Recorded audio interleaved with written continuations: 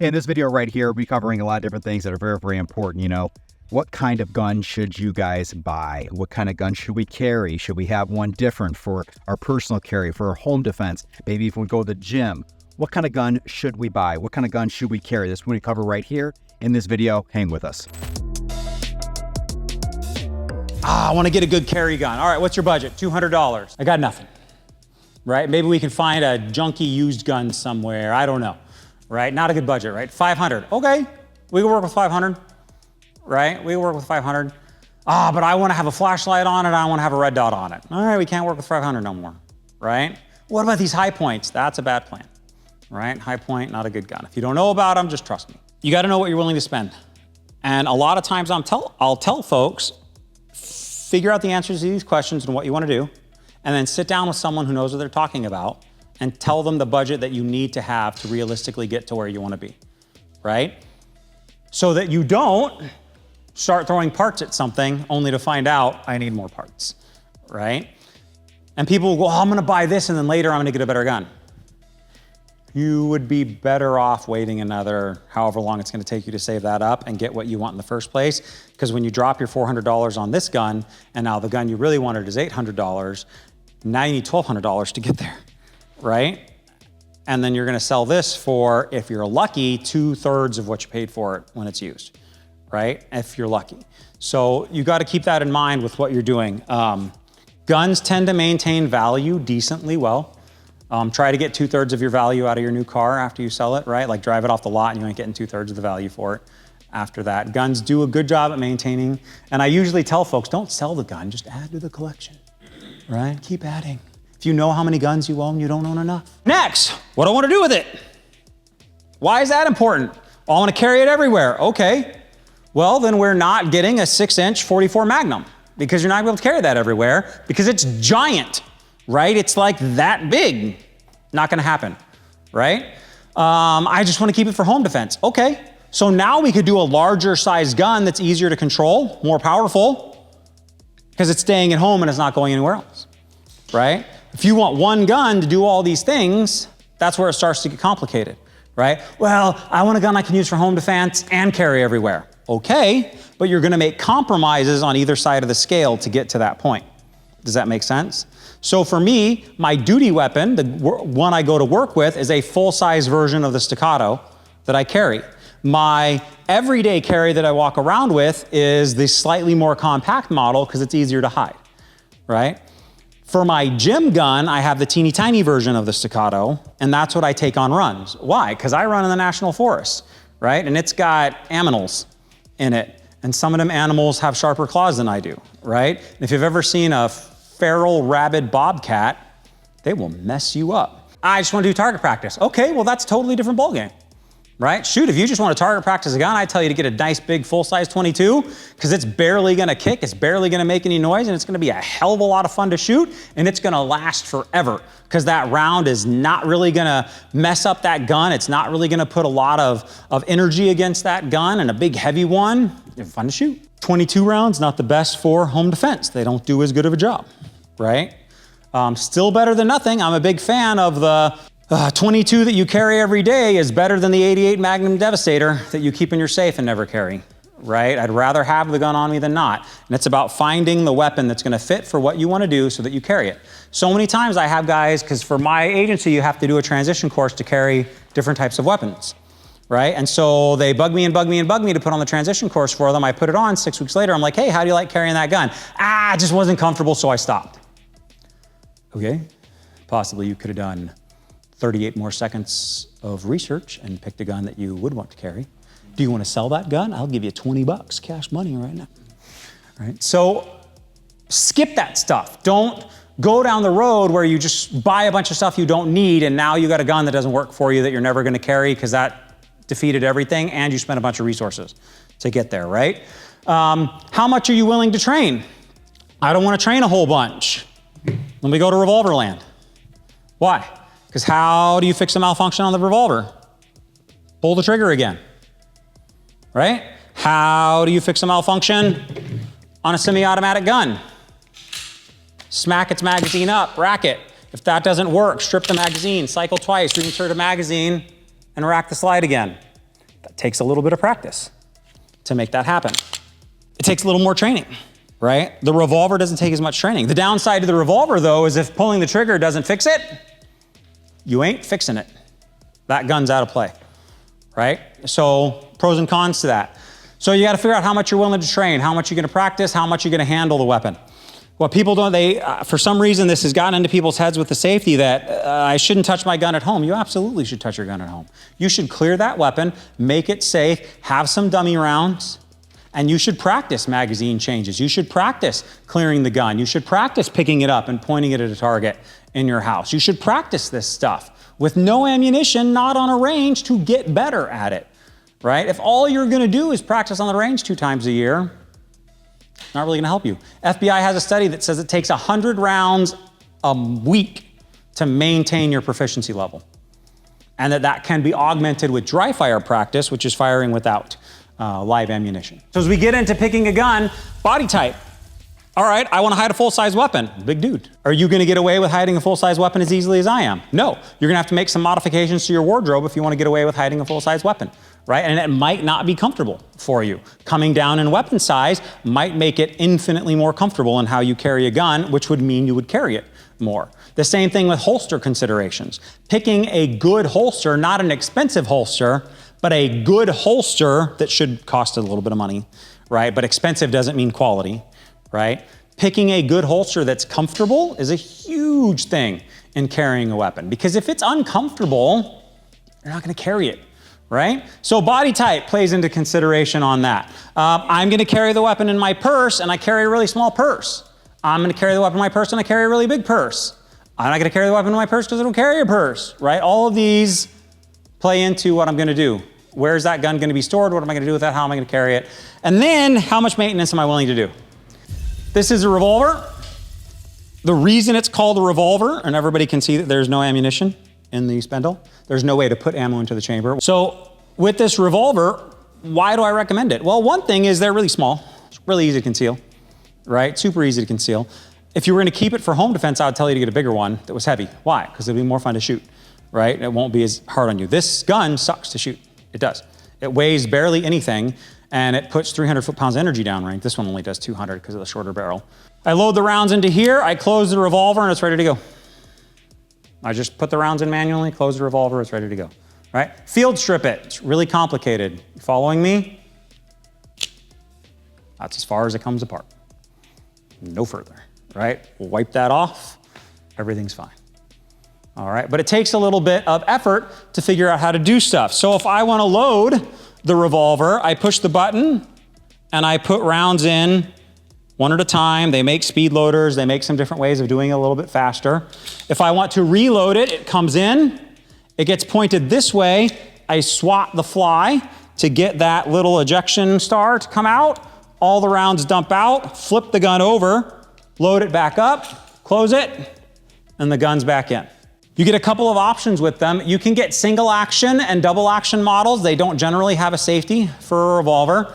A single action model means that the revolver will only fire when the hammer's pulled back. A double action model means it'll fire no matter what the hammer's back or not. This is a double action model, but it has an enclosed hammer.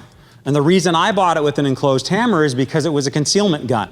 That's all it ever did. So I didn't want a hammer tail sticking out that could get caught on stuff when I was trying to get it out, right? What does that mean though? It means that I only get a double action trigger. So it means that as I pull this trigger, I have to bring the hammer back all the way and then release it, and that takes about 12 pounds of force.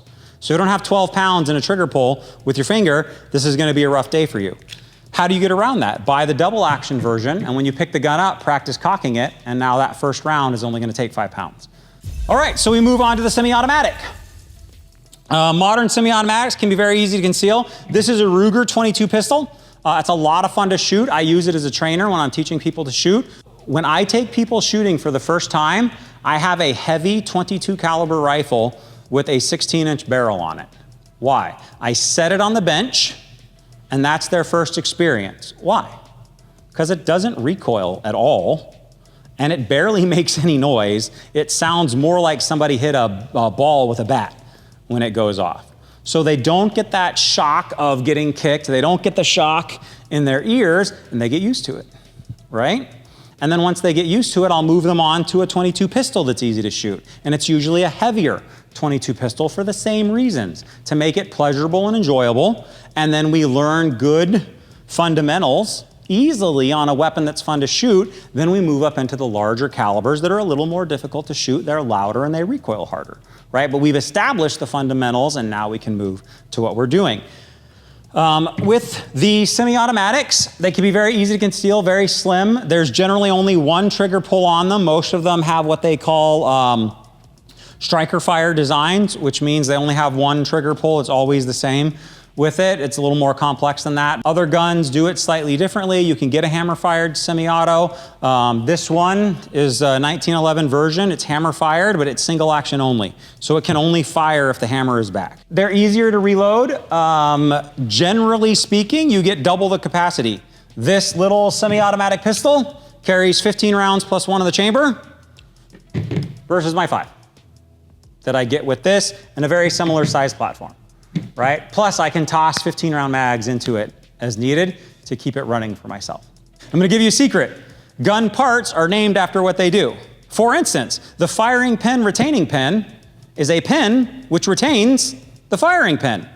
If you don't know the name of that part, probably because you don't know what it does. And if you don't know what it does, maybe you shouldn't take it out of the gun. Right? So, manufacturers have great videos. You can watch it, or you can find any reputable place to walk you through that. The shotgun. So the shotgun, as you can tell, it's a little more unwieldy. It's a little bigger. It possesses a whole lot of energy. The shotgun is generally delivering 2,600 foot-pounds of energy, whereas our 9mm pistols are in the 300 foot-pound range, a little bit more than, if you do the math. Tomorrow we will shoot water jugs with this so that you can see the difference. What's the problem? It obliterates that water jug really well. The problem is it obliterates whatever's behind the water jug too. So, a couple of basics on the shotgun. Super easy to conceal, right? Super easy to right? Shove it down your pants or something. I don't know. You're gonna walk funny. I don't know what your plan is on that. Trench coat, probably a dead giveaway as well, right? Not so easy to conceal. Usually a home defense weapon. It's gonna have a manual safety. This one's is right here.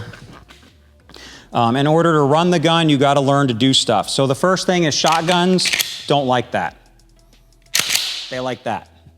You run a shotgun soft, they tend to malfunction because you don't move stuff fast enough for the gun to work it the way it was supposed to. The springs get too much time to push, is how it's gotta be. So when I wanna fire the weapon, it's gotta be forward and locked. The safety's gotta be off, and it fires. To fire again on a pump action shotgun, rack, forward. Trigger resets. I have to do that every time. So that's the basic idea, is to load the weapon, to unload the weapon, it has a release lever here. So if it's locked, the only two ways to unlock the gun are to pull the trigger, which if there's a round in there and I'm in my house now is not what I want to do, right? So to do it safely, I have to push the action release to open it up. It'll let me take that round out. When it comes all the way back, it's gonna spit another round in here. I dump it out into my hand. Now the gun is open. I push that little loading gate, the elevator, and then there's a little lever on the side that I push and it releases shells into my hand one at a time until I empty it. So that's our shotgun. Reloads take practice. Manipulating the gun, fixing malfunctions take a lot of practice. It takes a lot of strength. You really gotta muscle that gun to work the action, and it's going to recoil like a mule, right? It's going to kick hard when you fire the gun. The harder it kicks, the more energy it's sending downrange though, right? So it's doing a really good job at stopping stuff for us as well. So, the rifle. AR-15. AR stands for Armalite Rifle, the company that designed it. 15 meant it was the 15th model of the rifle types that they had made. So that's what AR-15 stands for. It does not stand for assault rifle, automatic rifle, or automatic rifle killing 15 rounds per second. I don't know. Whatever people tell you, that's not what it means. This is a 16-inch gun because this is the minimum length you can possess without having to get federal taxes, stamps, and all that other stuff. What kind of stuff goes on a gun? Sights, lights, and grips. Sight, fixed iron sights. Because if this fails, I can't be taking time to flip those iron sights up, right? I need them right here, right now, running, right? And then I have a light, the grip to hold the weapon, right? That's all it needs. The sling is the rifle's version of a holster, right? So the type of sling you have is something that you have to consider too, and you're probably not gonna put a sling on if this is your home defense gun. The problem with using this as the home defense gun is it's a little unwieldy inside. When I'm mounted on this gun, that's a lot of space. And now I'm trying to clear corners and a bookshelf, kids got toys on the ground, there's the Lego maze I have to get through, right? It's a little more difficult that way. This weapon puts out about 1,000 foot-pounds of energy when it fires. That 1,000 foot-pounds of energy does a really good job when it hits something, but it runs a really light bullet. The standard AR bullet is 55 grains, whereas the handgun bullets start in the 115 grain range. So it's half, essentially, at its best on that. You can get slightly heavier bullets, but it creates more complications that we're not gonna get into. Why do I bring this up? The heavier you make a projectile, the better it is at pushing through things. The lighter you make a projectile, the faster you can make it go. E equals mc squared, energy, mass, speed of light squared. That's the same equation used to develop how many foot-pounds of energy is propelling something. In that equation, speed gets squared. So if I want to make the weapon more powerful, it's better to make the bullet faster, not heavier, right? And then it goes with more energy. The problem is when it's too light, what happens when it hits stuff? It breaks apart, right? Then momentum comes into play. Now you give me a round that's the same size, but one's much more heavy. That heavier round is going slower, but it's capable of punching through stuff better. The analogy I give people is I'm walking through the intersection and the smart car bumps me at 3 miles an hour. I go like this, pound on the smart car, call that person some names and keep walking, right? I'm walking through the intersection and the F750 bumps me at 3 miles an hour, right? Once they put my hip back together and I wake up and regain consciousness, I'll probably have some choice words, right? They hit me at the same speed, but that truck was 10 times heavier than that smart car was, and its momentum of impact was much greater. Same thing happens in bullets. The heavier I make them, the more they want to push through. The lighter I make them, the less they want to push through something, but the faster they can go. Rifles, these types, the AR-15 in particular, incredibly easy to control, very effective rates of fire, really easy to use. Malfunctions are a little more complicated to clear on them. Loading and unloading is slightly more complex. Pistol caliber carbines are a fantastic compromise, but they're a compromise. So in a pistol caliber carbine, I get the advantages of a rifle. I can shoot it a lot faster, I can shoot it a lot more accurately, and because it's running pistol caliber rounds, it really doesn't recoil a whole lot on me, and I get pistol performance out of it. Well, pistol performance is great if that's what I'm going for. If the dude coming through my door has body armor, pistol performance isn't what I was looking for, right? If he's got body armor, I want a rifle. Most pistol calibers, 100 yards is pushing it.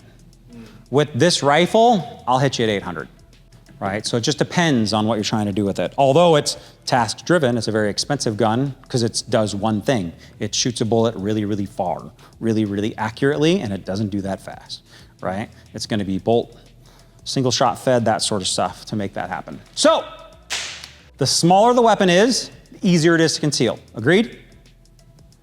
The smaller the weapon, stouter the recoil, right? Because there's not as much mass in the gun to soak up the mass of energy that's going out of the gun, right? It's just physics, right? And then the smaller the weapon, the harder to aim accurately. Why? Because you can wrap more of your hand around it, and the sight radius, the distance between the rear sight and the front sight is much smaller. If you gave me a pistol caliber carbine with this sight radius, I'm gonna shoot it very accurately. If that pistol caliber carbine has a pistol sight radius, I'm gonna shoot it as accurately as I would shoot a pistol, which means as we get past 25 yards, things are gonna start getting difficult, right? And so that's the other advantage you get with the pistol caliber carbines. You expand that sight radius, making you more accurate with the weapon. The gun is still as accurate as it always was. You just couldn't attain that with what you were doing. All right, women are often advised to buy very small guns. I would tell you hands down, no. If a gun's not comfortable in your hand, it won't be comfortable to shoot. Don't go to a store and buy a gun based on what it feels like in your hand. Buy a gun based on how it feels to shoot. So spend a little money when it's time to buy a gun. Go to a range that lets you rent guns. Have handled guns before, so you know maybe the 3 or 4 types of guns you want to shoot, and then go rent those guns and shoot them and see what you like better, or find somebody who has those guns who will let you shoot them, right? But put some time into it so that you can make a good choice on what you want to buy.